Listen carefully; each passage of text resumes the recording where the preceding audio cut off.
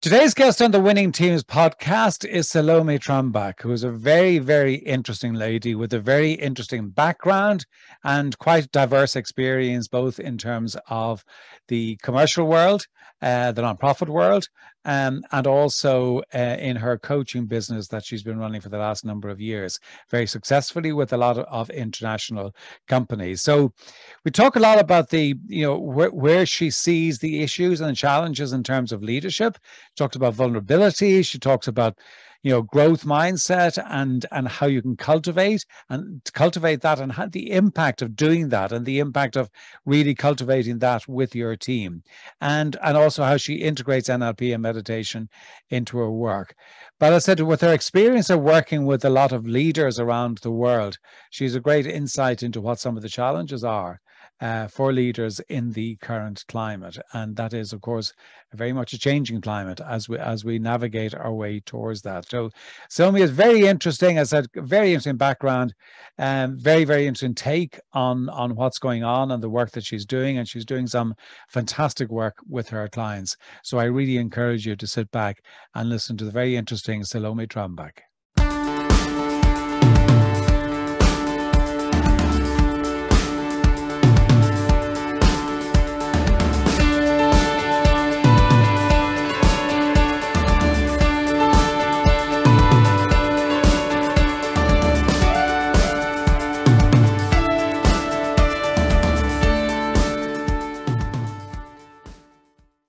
Salome, thank you indeed so much for joining us here on the Winning Teams podcast. We're delighted to have you. Thank you. It is a pleasure, John, to be here with you today. Well, that's great. Looking forward to it. You've got an interesting background, an interesting mix. So maybe tell everybody a little bit about yourself and your background and your journey to what you're doing right now. Yeah, absolutely. I mean, my mixed background is that I am, as we speak, I'm based in Copenhagen. I am Danish, but I'm also French. So I have that mixed, cultural background. And there's a lot more where that came from, but I won't go into the details of that.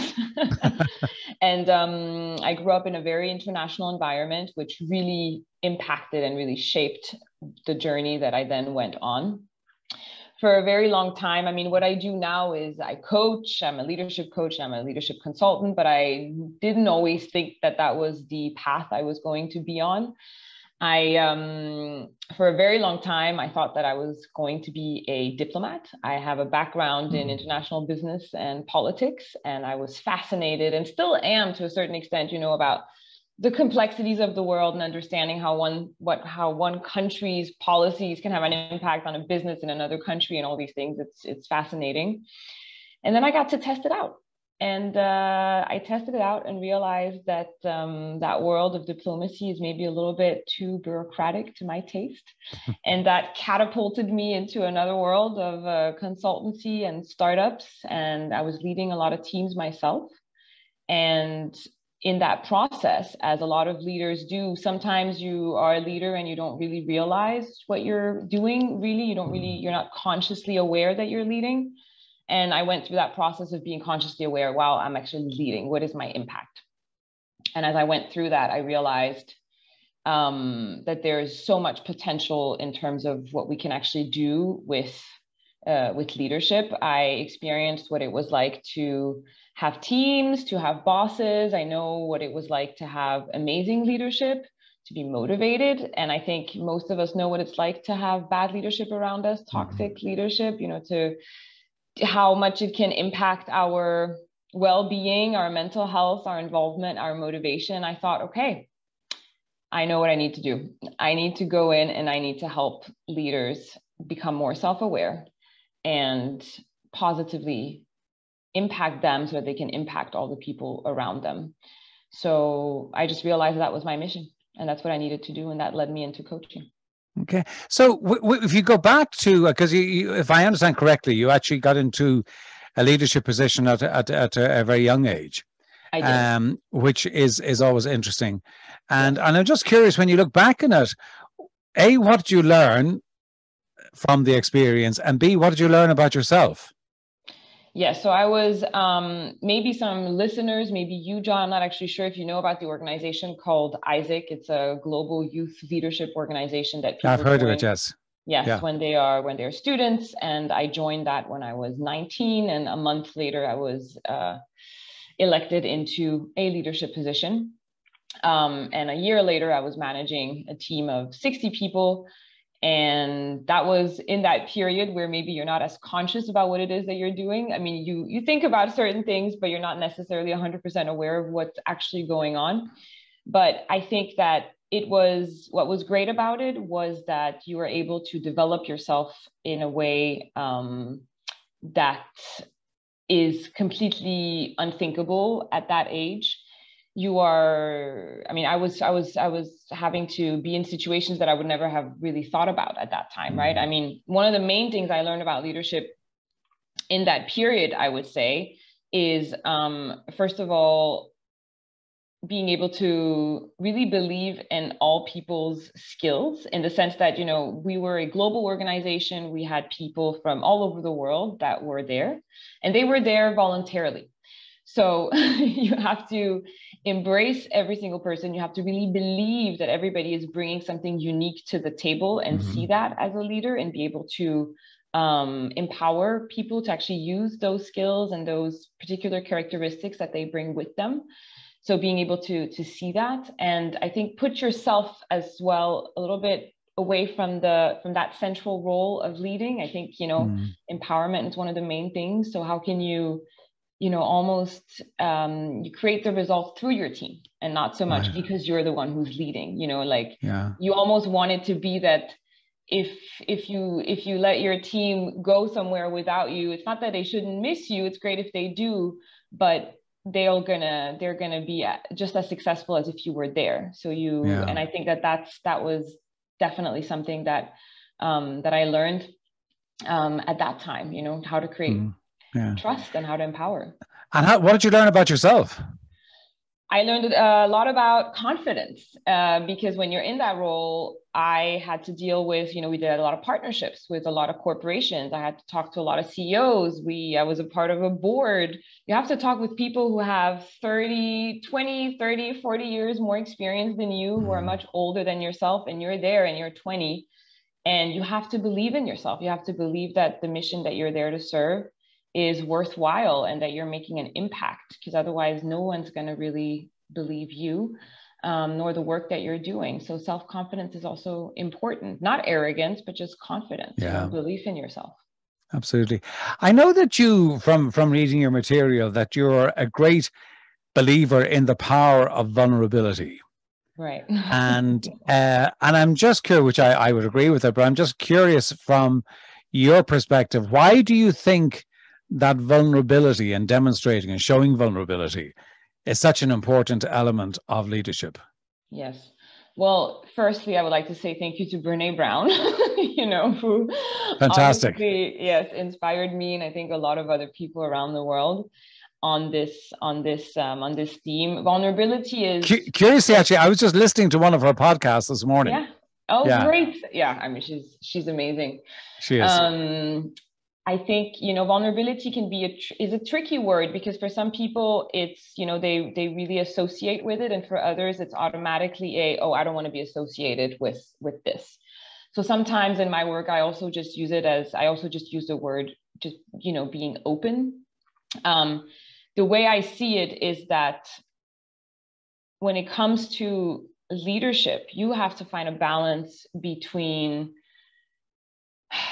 being able to be who you are at all times. I mean, you are the same person, whether you are at work, when you come home to your family and your hobbies, you are that same person. Your values are going to be the same, whether you're at home or whether you're at work. And in order to be the best person that you can be, to be the best leader that you can be, your values have to match at work as well.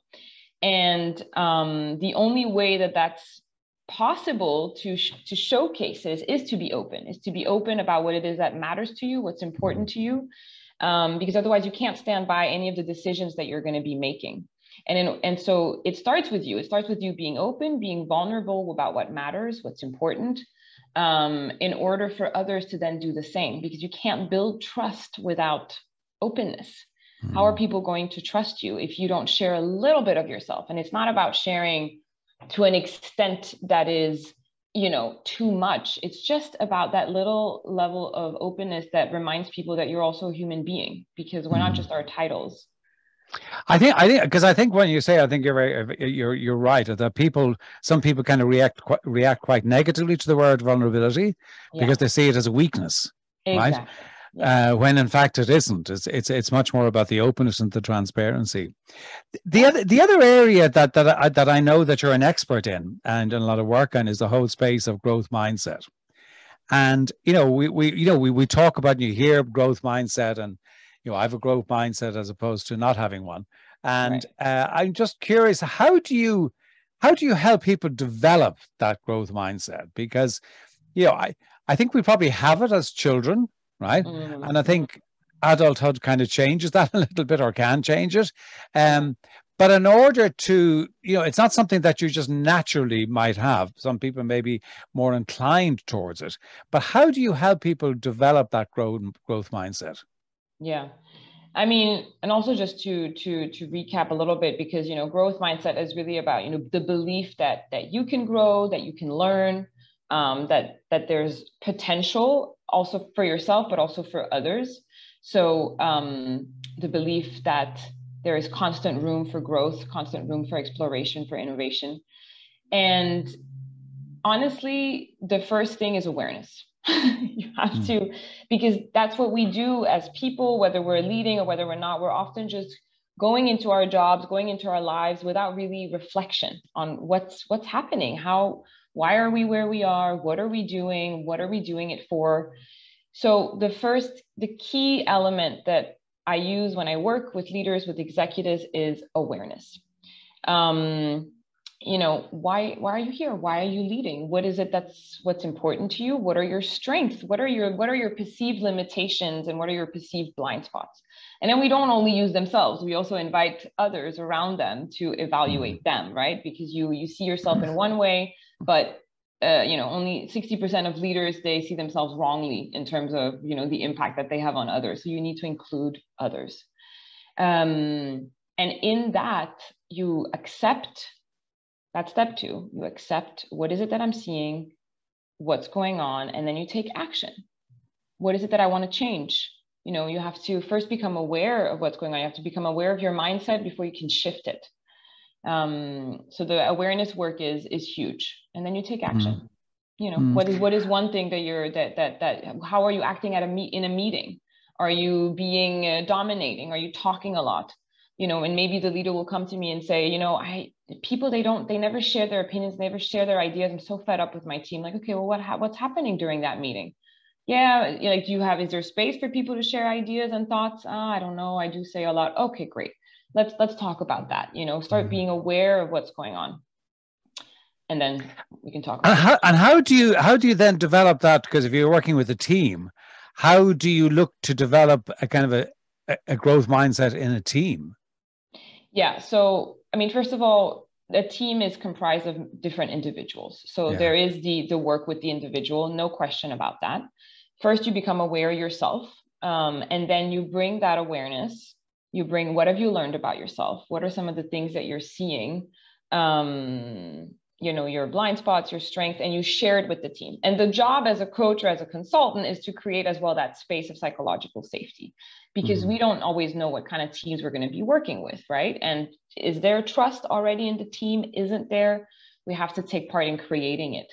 And so we work a lot with the you know, the main, whether it's a CEO or, you know, the main leader of the team, to make sure that they co-create that space where people feel comfortable sharing about their learnings and sharing about what they want to take, because it is, like we just talked about before, it's super vulnerable. Most leaders, you know, feel uncomfortable being able to admit that they are making a mistake, or that they're not perfect, that they don't know it all.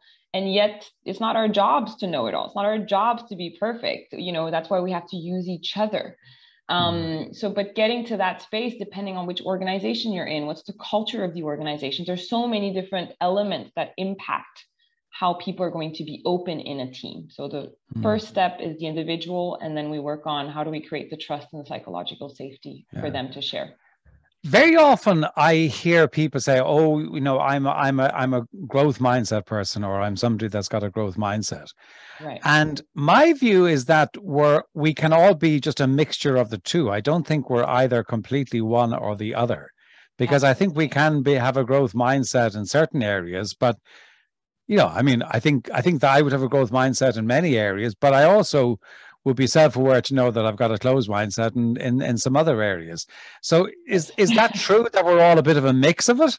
Yes, of course, because the thing is, there are certain situations and certain things that will trigger us into what we like to call the safe spaces. So whether it's, uncertainty or danger, our brains will automatically think, no, no, no, I can't be here. And then you go into your shell and you Mm. protect yourself. That's what we do as human beings. We protect ourselves. And that's fine. There's no problem with that. It's about, okay, this is what's going on. Am I actually safe? I mean, am I in danger? What's actually happening? And then from there, saying, okay, I'm not. It's okay. What can I do in this situation to turn it around and to have more of that growth mindset, to be a little bit more open? So it's absolutely natural that we go through that. And that's why it's a super interesting learning opportunity for ourselves. In which situations do we go into our shells? In which situations do Yeah, we go into yeah. safe mode and we're like, I don't want to do anything here. I don't want to share anything. I don't want to have this conversation. I don't want to take, this role, whatever it may be. There's something that's keeping us in a safe space, and understanding why that is also fascinating. There's so many Absolutely. things psychologically that play impact. And I think just learning about it is great. And just gives you insight. You're not supposed to be perfect from one day to the next. You just learn. That's the only thing, right? Yeah. You also integrate NLP in your coaching. And I wonder, how do you do that? How do you bring NLP into it, and what's the impact? Yeah, so I do that sometimes, and I think there are a lot of different NLP strategies that you can use Mm. and tools. I don't use many of them. One of the things that I would, for example, look at when I coach, it can be just looking at people's eyes and where they go. Mm. Where do the eyes go? Like, are they going to the right, to the left? Are they looking down? Like, just to help understand a little bit what they're thinking. Are they thinking about something in the future? Are they thinking about something in the past? What is having an emotional impact on them? Just to be able to evaluate the situation as a coach, so that I can be, the role as a coach is to be a support and a challenger. So when to be in that right balance. Mm. I think it's really some of those minor things that I use mostly. I don't use many of the strategies that are very much around, there's stuff around tapping and using your bodies in Yes, different yeah, yeah. ways. I don't really do that. I do meditation, which is not NLP, but I do use meditation just because I'm a big believer in mindfulness and coming into Right. a space calmly and Yeah. And how do you relaxed. incorporate that into your coaching? The meditation is interesting. How do you incorporate that into your coaching? So in the beginning, so I always give people the option, because not everybody's comfortable with it. Actually, I've almost never experienced anyone who didn't really want to do it or try it. But when right before we start the coaching conversation, I do a little guided meditation, and it's no longer than 5 minutes, and they can put away, they can turn off their cameras if they want, or do how they please, sit down, lie down, stand up, whatever. And then I just guide them in order to really take them away from whatever's been going on in their day up until now, which has often been super busy, and to get them to understand that they're now in a space that is really just for them to be themselves and to share whatever is actually going on, so that we can get the maximum impact. So Mm. it helps to create calmness, it helps to create relaxation, but it also helps to create that safe space. Mm. That's interesting.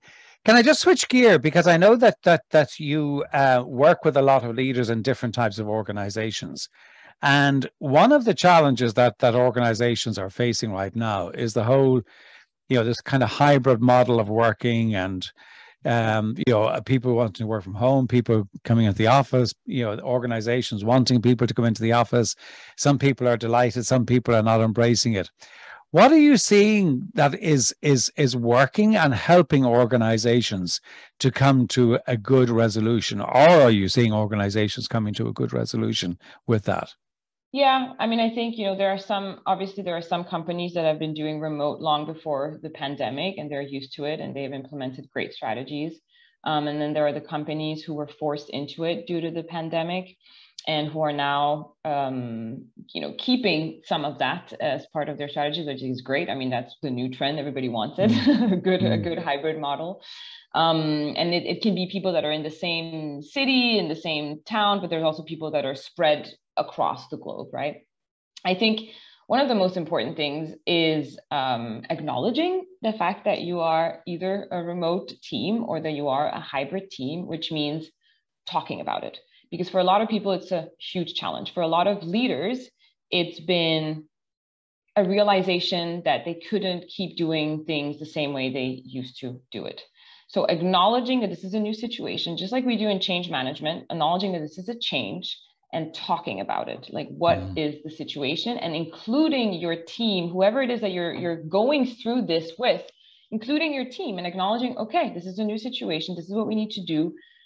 I do not have all the answers, but I want to make this as successful as possible for everyone. So understanding from your team's perspective, what are the benefits and what are the challenges so that you can solve it together. I think it's super important that a leader doesn't come in and thinks they can solve everything themselves, because they can't. Everybody has their own personal experiences of what it's like to be remote or hybrid, and we need to take that into consideration. So that would be one really important aspect of it. And then I would say managing your own visibility. A lot of leaders, they go into, now, they disappear a little bit because they can hide behind the screen. And it's very dangerous because you need to still show up as being that challenger and that supporter. And so you need to be accessible and you need to be approachable still, even if you are on the other side of the earth or you're at home. And so managing your visibility is one thing, of course, talking about it, but it's as simple as, creating space in your agenda. During the week, I have these 2 hours where I am available. Nothing else is going to come. The team is my priority. They can call me, they can text me, they can do what they want, but I'm available. And I think that's important, because otherwise we don't see, we don't see anything anymore. We don't know what the person is doing. So I mean, there's a lot of different elements to hybrid and remote work, but those are things I would mention as key elements. And if you reflect on the work that you're doing with leaders, and you work with companies in different industries and in different countries, right. If I was to ask you what you would see as maybe the big three challenges that they're facing right now, what would they be? What would come to mind?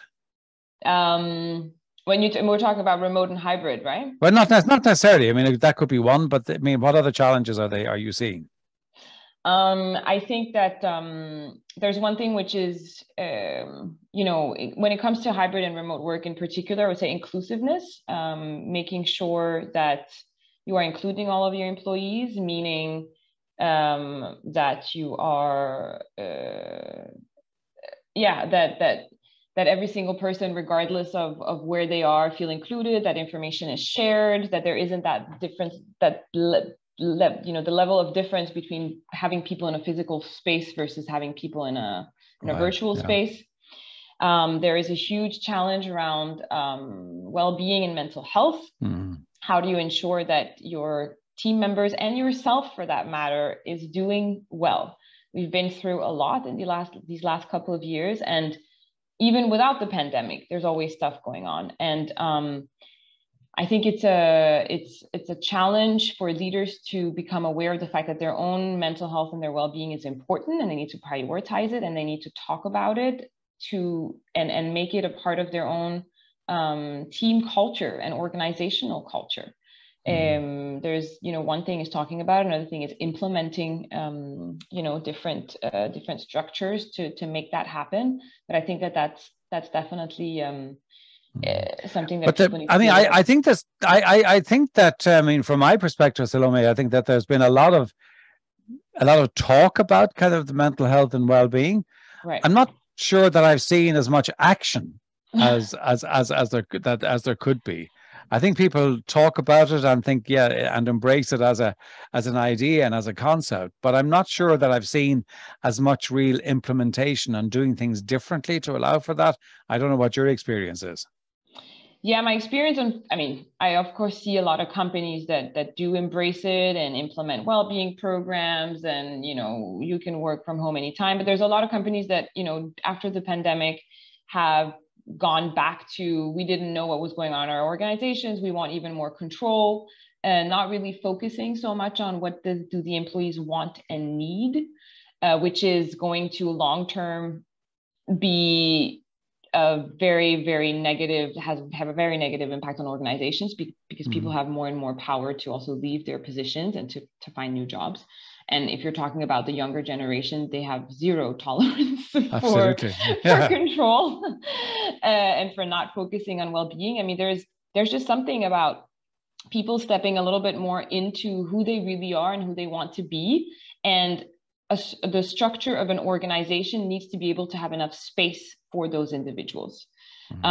Whether it is being able to talk about mental health, being able to talk about how people are different, just cultural backgrounds, gender, all of these topics that are super important nowadays. And corporations sometimes, some of them are stuck and others are moving forward with it. You need to give a voice to the people who have an opinion, and let them speak and let them shape a little bit more the culture, and let people, instead of again saying, okay, what do we do at the top level to include to put well-being at the forefront? Well, get everybody on board. What do they want? What do they think would be a great idea? We put so much pressure on our shoulders. Let's not do that. Let's just get people involved and see what can we implement.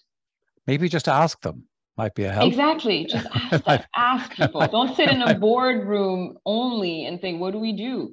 No, exactly. Invite the person that's just been hired, who's 22, who has an opinion about it, and see, you may not be able to meet everybody's needs. Absolutely not. But at least you'll have a good idea of what's going on and what people want. Absolutely. So this has been great. Before we wrap up, 2 questions I ask everybody. One is a book that you have read that's had an impact upon you. What's the book and what's the impact? You're probably filtering through a kind of hundreds of books in your head at the moment I ask that question. Yeah, so I'm going to just quickly mention, before I mention the book I want to mention, I'm going to still mention Brené Brown and Dare to Lead, just because we mentioned her. And I'm like, please read it. It's amazing for people who want to know more about openness, vulnerability, and how you can still be a strong leader and have a high performance team.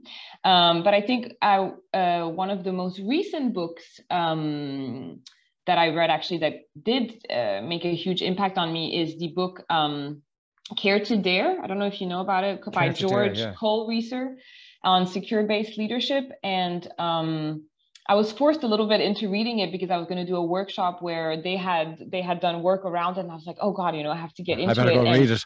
Yeah, I need to read it. And it was fascinating because secure-based leadership is around that balance between being a daring and a caring leader, and that you have to be a secure base for your people. So you have to be somebody that creates safety for risk taking. But in order to be a secure base leader, you have to have your own secure bases. So what is it in your life that gives you protection and that also inspires you to explore and grow? And that, for me, made me have to go back into what are the people or the situations or the goals that I have that make me feel safe and that push me out of my comfort zone. And so I think it's a fascinating book to read, to learn a lot about yourself. That's one that I recommend. That's great. I love when I come across a book that I haven't heard. Yes, I heard it before. Tell me about it after you've read it. Exactly, I will. I definitely will. Yeah. Second question is daily rituals. If you have them, what are they, and what do they do for you? Yeah, so I've been one of those people that have tried a gazillion different rituals, and I've thought about a lot in my head. I'm like, meditation and not, but there are times where that doesn't happen and times where that happens. I think one of the most important things that I would really tell people is less is more. So focusing on, one thing that really does make an impact for me right now, and I just want to say that it changes as well, is whether it's that warm cup of tea or the coffee that I get at my local coffee shop down the road, that moment that I have with that cup of tea, that cup of coffee, where I'm feeling the heat of the cup, where I am smelling the coffee, and I just get into that zone of just being super grateful for that coffee, but also if the wind is blowing or whatever is happening. And I think that's a really beautiful moment, whatever that looks like for people. But for me, it's great. So that's almost like a gratefulness space. And then one other thing that I would mention is planning my day. I do it the night before, and I do it because otherwise I get overwhelmed by all the things that I could be doing, should be doing. And so I plan it. And I have like, I have this weekly planner, have a to-do list. I know what I need to do. I prioritize it, and it just helps me wake up, like helps me go to bed and also wake up a bit more relaxed and less stressed. Very good. Very good. I love the cup of tea and the cup of coffee, please. I think that's great. Salome, this has been fantastic, and I'm very grateful to you for coming along.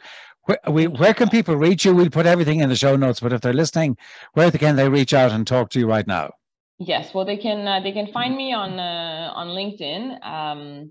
They can just put in my name, which is Salome, Salome Trombach, and then I have the exact same name for my website, salometrombach.com.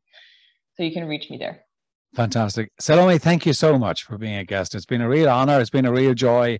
Very interesting. Great stuff. Great content for the audience, and I really appreciate it.